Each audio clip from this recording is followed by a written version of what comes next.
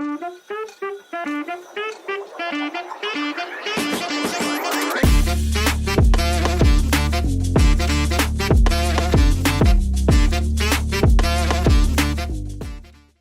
up guys, welcome back to Fancy Goldfish Fanatics. In today's video we're going to be talking all about the panda goldfish, panda arandas, panda ranchu, etc, etc.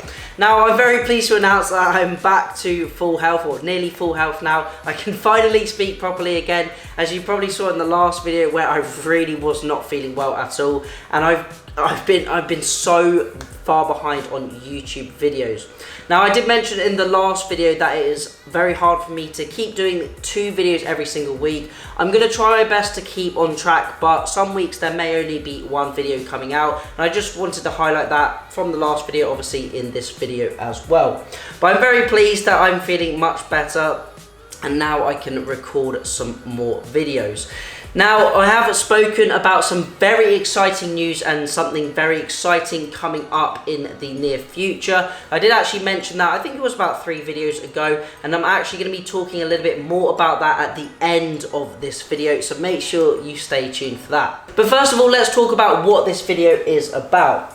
So you may see, or you may know of, Naruto, the goldfish we've got in the goldfish mega tank. He's actually a tricolor, or he was a tricolor, and he's turned into a panda goldfish, or panda aranda. We also have Nero down in the bottom, who is also, or was also, a panda aranda. So we've gone from a tricolor to a panda aranda, and a panda aranda to, well, I'm not really sure what kind of coloration you'd call him. The black is really fading, and he's turning more of like this orangey clementine colour. So I thought it'd be nice to talk about that in today's video, and what you should look for when selecting these panda goldfish, and what you should also expect when you purchase panda goldfish.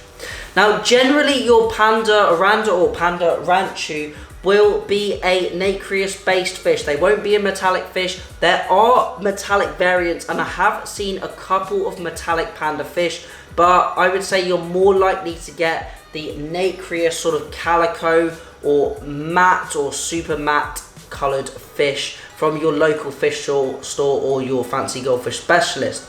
Now generally these matte or nacreous coloured fish, I would say the majority are nacreous coloured fish. They don't have much guanine present in the scales, and that is why they don't have that reflective sort of scales. The guanine and the chromatophores within the scales help to give fish that metallic shine and that natural rich coloration, but generally you find the guanine is really not present in the panda fish, so you don't get that same shine and the same sort of luster and effect that you would in a metallic based fish. So generally these fish are of a nacreous base. As I've said, there are some metallic bases, and generally I find personally with nacreous based fish, they're a little bit more unstable. Your calicos or your blue based calicos generally have a lot more colour change, and generally change a lot more in comparison to those of a metallic based origin. Now I do have Clementine here, which is a metallic based fish, and she has changed quite a bit in coloration, but the pattern you generally find on these metallic fish is a lot more stable than what you would generally find on sort of a tricolour, a panda aranda, or your calico based fish. Now, speaking about Naruto, first of all, he used to actually be a tricolour, a sort of whitish base with some orange / red coloration, and the black on there as well. Now, generally, black is a really unstable colour in goldfish, and it can be affected by a multitude of things, which we'll talk about a little bit later in the video. But generally, you'll see the black is very unstable, and I find normally it fades away rather than becomes more prominent. But Naruto has been an anomaly, and he has actually done the opposite and become a lot more black, and I actually really like the look of him. Now, I'm wondering if this is down to a few environmental factors, which I'll talk about in a little bit. But on the flip side, we have Nero, who was a full black aranda, and he's now only got a little bit of black in the caudal fin, dorsal fin, and pectoral fins. So that black has completely faded, and he's going more of this sort of tangerine, clementine sort of orange colour, which is actually really cool, and I really do like the look of him, so it doesn't bother me whatsoever. So now when you're selecting your panda goldfish, or maybe even your tricolour goldfish, you need to be prepared for that colour not to stay, and that colour potentially to really change.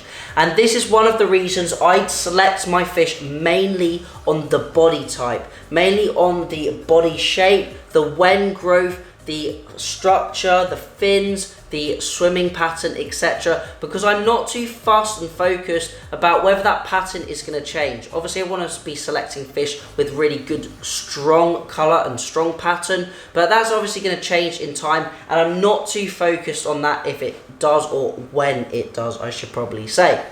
So when selecting your panda fish, you're definitely taking a risk. There is a high chance, or I would say there's a 99 if not 100% chance that that fish will change some way or another. Whether the pattern slightly changes, whether the colour gets stronger, gets weaker. The only sure way really is to buy a fish that is in similar water conditions and tank conditions to your system, and that is also a larger fish, maybe 1, 2, even 3 years old, something that has established that coloration. We find it similarly in the koi industry, where young fish grow up, the pattern changes, the colours change, and you're really selecting these fish on their future potential rather than what they currently look like.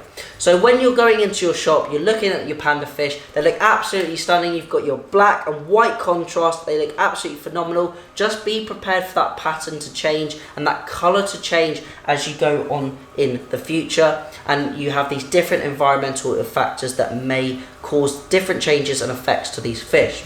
So let's look at the different environmental factors and what will actually cause your fish to turn from a black to a white, or maybe white to the black, and maybe have some sort of middle ground and change in that coloration and pattern.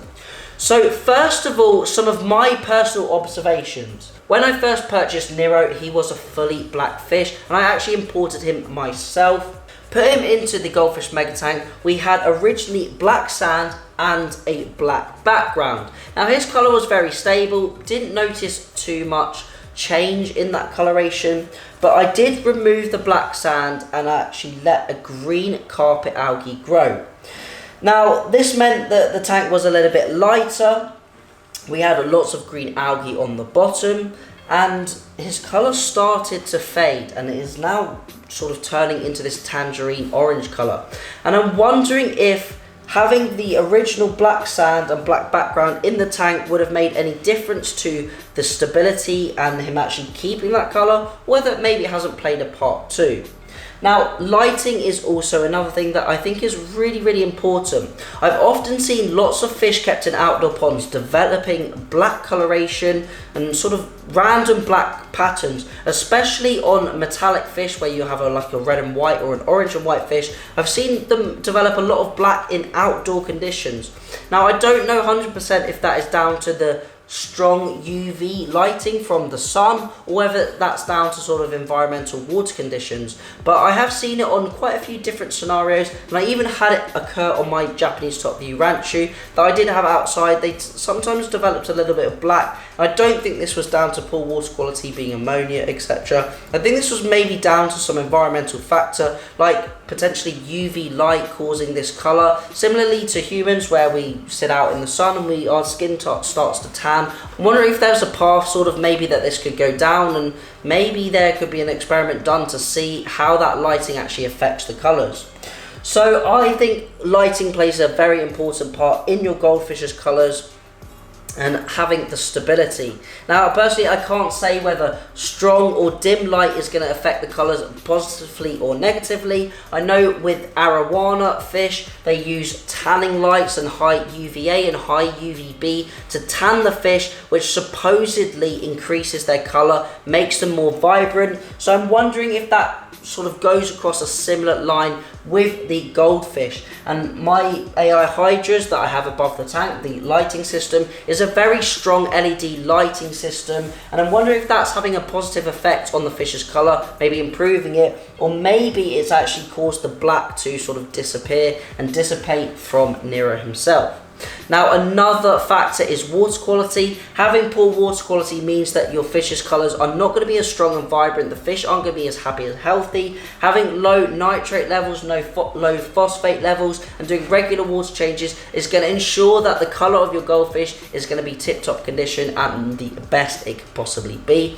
And then finally, I would say this is potentially the main culprit of colour change in goldfish, apart from obviously their genetics and the way they change as they get older with the different genetic bloodlines that they have, and that is actually food and what you're feeding your fish. Feeding fish high levels of colour enhancing food is going to change their colours no matter what. Colour enhancing food has high levels of carotenoids in them, which does change the colour of the fish. They have these high levels of carotenoids in the salmonid industry to help improve the flesh colour of fish like trout and salmon, so they look more appealing to the human eye and to customers. And the same goes with aquatic foods and goldfish foods. Having those high levels of carotenoids within the diet is going to make your goldfish's colour change. If you're having high levels of colour enhancers, it's going to make those colours more vibrant, but it also may lead to colours fading, like we can see on Nero. Now, Nero, from my point of view, Nero is becoming that more tangerine coloured, which I think is due to heavy colour enhancers within the food.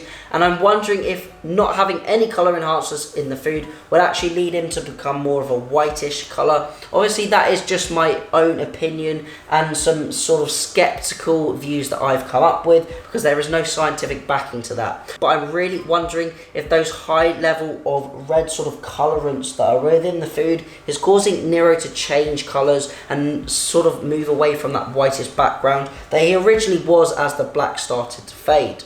So that is definitely something to look at if you're wanting to maintain colour stability.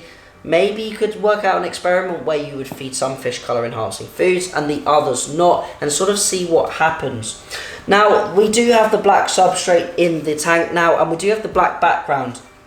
And since adding Naruto to the tank, his black coloration has really improved. Originally, he was in the super simple budget aquarium, which was a complete empty glass box. We had no black background and we had no substrate, and his colours were relatively stable, but he was that tricolour still. He did have the black, the white and the red / orange colour. And since going into this goldfish mega tank, his colours have really deepened in the black department, and I'm wondering if that's because we do have the black substrate and the black background, and that is playing an effect. Maybe having the stronger lighting is causing that black to become a bit more rich, or maybe it's got absolutely nothing to do with that, and it could be just down to the genetics, the bloodline of that specific fish, and how it develops and potentially changes as it grows up, gets bigger, because he's definitely put a little bit of size on since being in this aquarium. So that is really it on the panda goldfish and sort of the tricolour goldfish. Hopefully you've collected or collated a little bit of information from this video. Hopefully it's been a little bit helpful in what you should do when selecting your panda goldfish. Maybe focus a little bit more on the quality of the fish and the body shape, rather than what you're planning that initial final pattern to look like, or what that initial pattern looks like when you're purchasing that fish at home. But that's it on the tricolour and the panda goldfish. But now I can finally release that surprise that I've been waiting to the end of the video to talk to you guys about. So you may have been wondering what this surprise could be. Am I getting a new fish for the tank? Am I changing the aquarium? Am I getting a new aquarium, a new setup, etc.? And for all of you that guessed any of those options, no, you are completely wrong. And in my opinion, I think this surprise is even better than any of those things, and maybe even those combined. Now, in around August, which is around 3 months exactly from the date of filming, I am going to be going to Thailand on a goldfish expedition. Now, I am super excited for this journey and I cannot wait to go. We are going to be going to Thailand for 8 days, traveling around different goldfish breeders. We're going to be visiting a huge number of different breeders. I'm going to be taking you guys along with me. We're going to be documenting the whole process, filming all these different farms, looking at fish, hopefully selecting some fish for the Goldfish Mega Tank and shipping them back to the UK, and I am super excited and I cannot wait to do it. Now over the next few months I'll release a little bit more information about it and maybe more of an agenda on what's going to happen, but essentially we're going to be going around Thailand, visiting all these different breeders, some well-known breeders, videoing the facilities, maybe looking at the fish, the filtration, what they've got in their setups, and documenting that whole process. But that is it. Let me know what you think down in the comment section below. What would you like for me to film whilst I'm in Thailand? Cannot wait to do it, and I'm super excited about it. But that's it for today's video. Thank you all for watching. Remember to keep those water changes up, and happy fish keeping.